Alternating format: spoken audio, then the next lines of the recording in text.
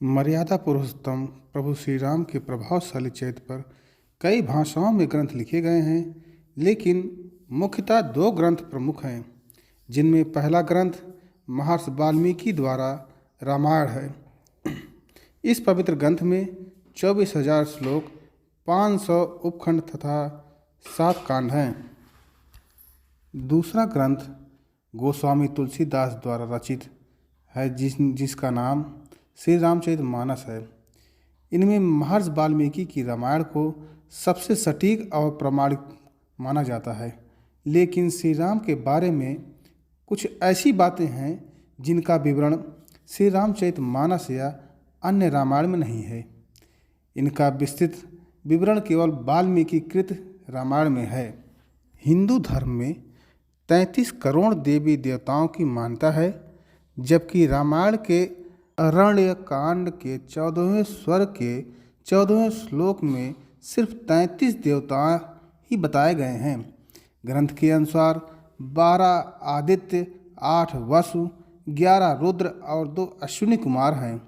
यही कुल 33 देवता हैं। महर्षि वाल्मीकि द्वारा रचित रामायण में सीता स्वयंवर का वर्णन नहीं है। रामायण के अनुसार भगवान राम और लक्ष्मण ऋषि विश्वामित्र के साथ मिथिला पहुँचे। तब विश्वामित्र ने राजा जनक से श्री राम को वह शिव धनुष दिखाने के लिए कहा।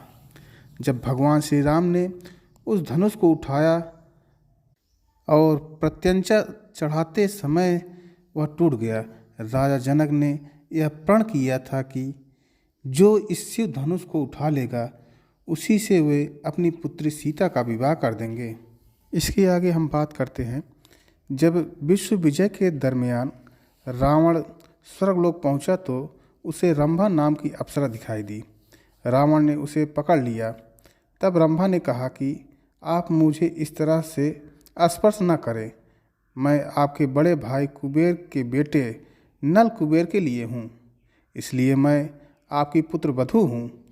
लेकिन रावण नहीं माना और उसने रंभा से दुराचार किया।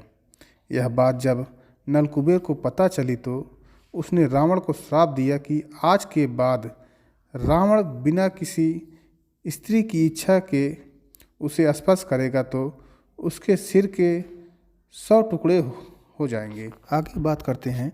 जिस समय भगवान श्री राम वनवास गए, उस समय उनकी आयु लगभग 27 वर्ष थी।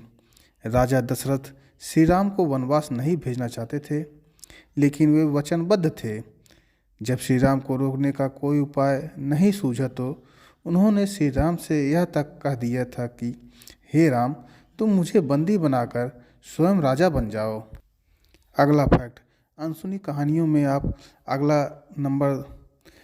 प्रभु राम के भाई लक्ष्मण ने रावण की बहन शूर्पणखा के नाक कान काटने से क्रोधित होकर ही रावण ने सीता का हरण किया था, लेकिन स्वयं शूर्पणखा ने भी रावण का सर्वनाश होने का श्राप दिया था। दरअसल शूर्पणखा के पति का नाम विद्युज्जीव था, जो कालकेय नाम के राजा का सेनापति था। रावण जब विश्व युद्ध पर निकला तो कालकेय से उसका युद्ध हुआ। उस युद्ध में रावण ने विद्युज्जीव का वध कर दिया। तब शूर्पणखा ने मन ही मन रावण को श्राप दिया कि मेरे ही कारण तेरा सर्वनाश होगा। आगे बात करते हैं। जिस दिन रावण सीता का हरण कर अपनी अशोक वाटिका में लाया, उसी रात को भगवान ब्रह्मा के कहने पर देवराज इंद्र माता सीता के लिए खीर लेकर आए। पहले देवराज ने अशोक वाटिका में उपस्थित सभी राक्षसों को मोहित कर सुला दिया। उसके बाद माता सीता को खीर अर्पित की। उसके खाने से सीता की भूख प्यास शांत हो गई। हमारा ये वीडियो आपको पसंद आया हो तो please like, share and subscribe कीजिए।